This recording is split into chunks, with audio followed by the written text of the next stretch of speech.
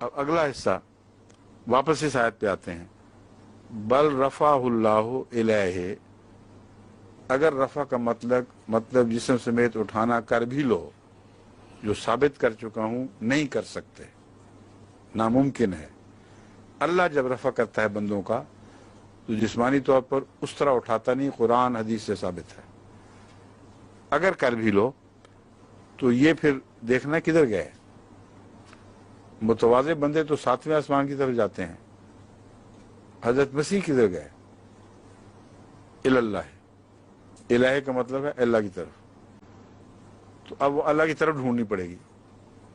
جب تک اللہ کی طرف نہ ڈھونڈی جائے اس وقت تک حضرت مسیح کے جسم کو حرکت ہو ہی نہیں سکتی۔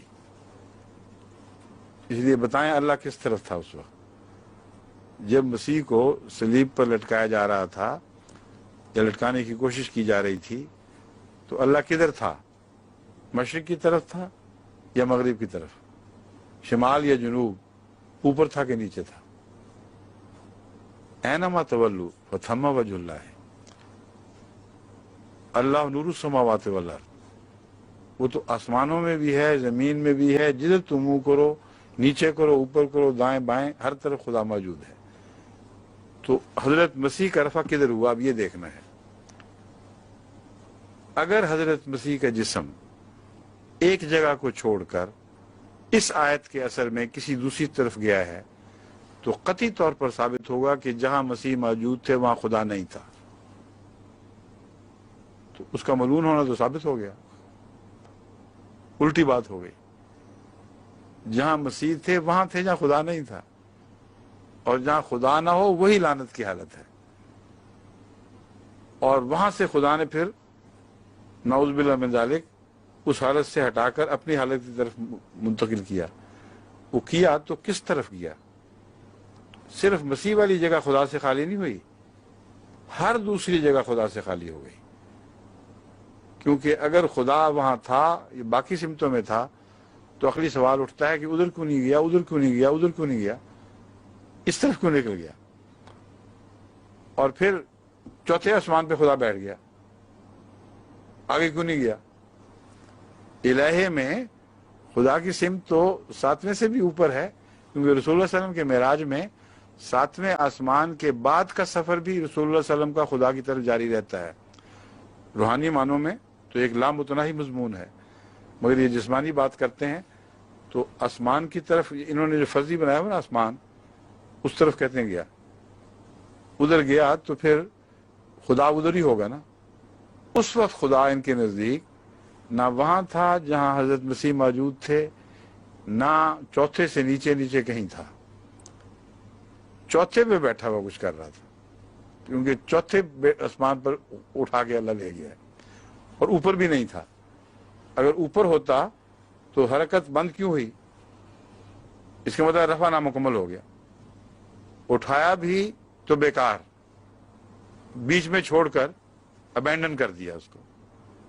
تو ظاہری ترجمہ جو مرضی یہ کر لیں، کسی پہلو سے بیٹھ ہی نہیں سکتا صحیح، ہر پہلو سے عقل اس ترجمے کو رد کرتی ہے، اس میں کوئی ذرہ بھر بھی قابل قبول بات نہیں رہتی۔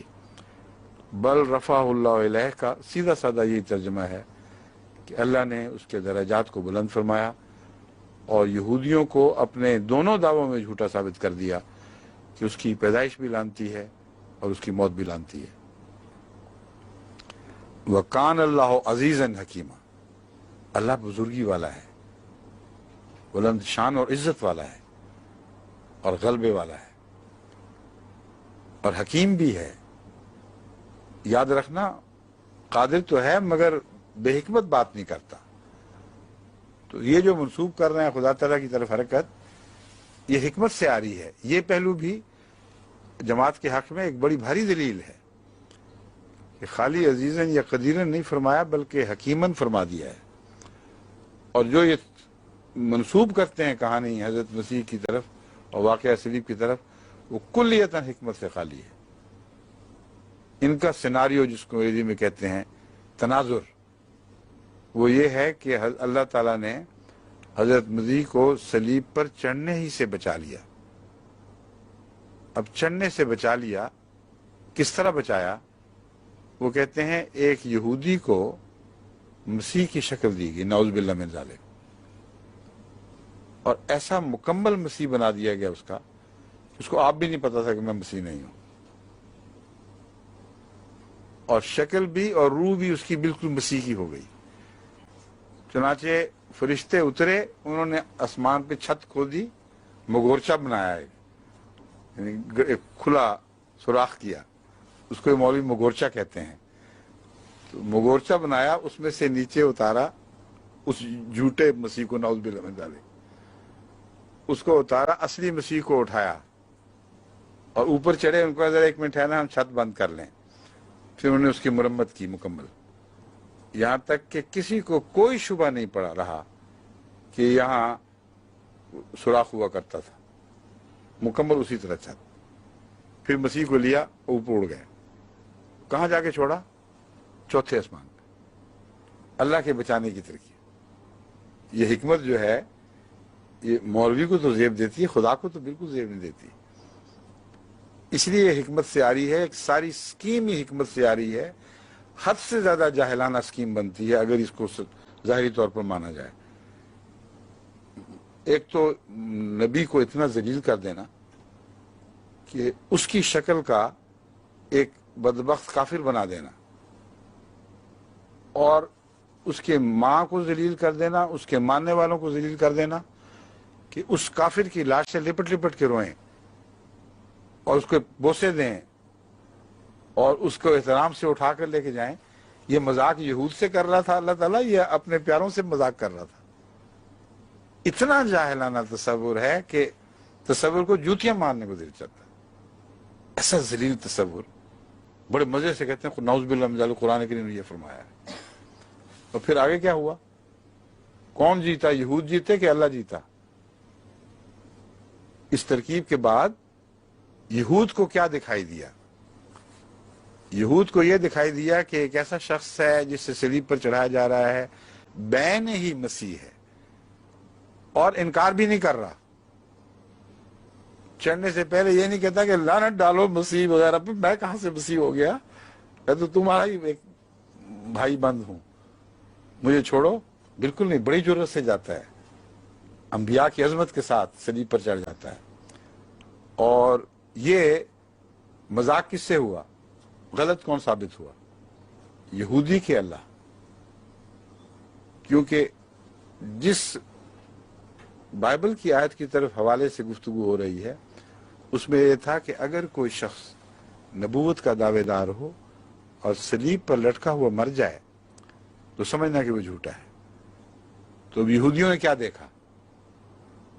ان کے کہانی کے مطابق یہودیوں نے دیکھا کہ ایک شخص جو دعوے دار تھا وہ آخر وقت تک اپنے دعوے پر قائم رہا اور صلیب پر لٹکا اور صلیب پر اس نے جان دے دی۔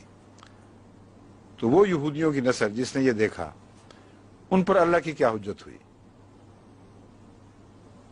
وہ جب مر جائیں گے اور قیامت کے دن پیش ہوں گے تو اللہ سے کیا ان کی گفت و شنید ہوگی؟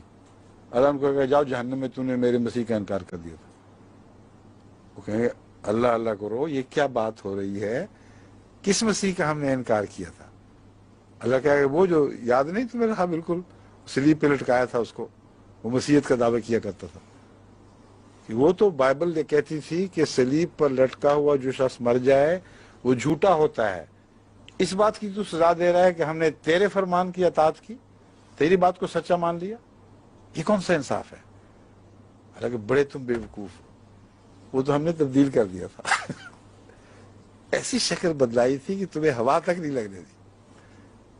تو اس سے یہودی کیا کہیں گے بیچارے کہ واہ بھائی سبحان اللہ، تیری بھی خدائی کی حد ہو گئی، تبدیل کیا، اشارت تر ہمیں نہیں پتہ لگنے دیا، اور اب پکڑ لے کے جاؤ جہنم میں۔ کوئی تک ہے اس میں؟ اشارتاً کنایتاً بھی اس میں کوئی تک نظر نہیں آتی، اور اپنی طرف سے اللہ تعالیٰ نے کمال کر دیا۔ پھر بچانا مقصد تھا نا،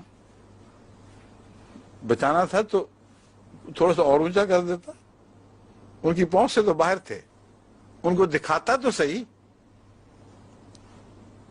جن کو ذلیل کرنا تھا، جن کو شکست دینی تھی، جن پر ثابت کرنا تھا کہ تم جھوٹے ہو، ان کو دکھاتا، وہ چڑھتا اوپر جس طرح وہ غبارہ چڑھ جاتا ہے، اور دکھاتا یہ گیا مسیح دیکھو، اور کوئی ان کی پیش نہ جاتی.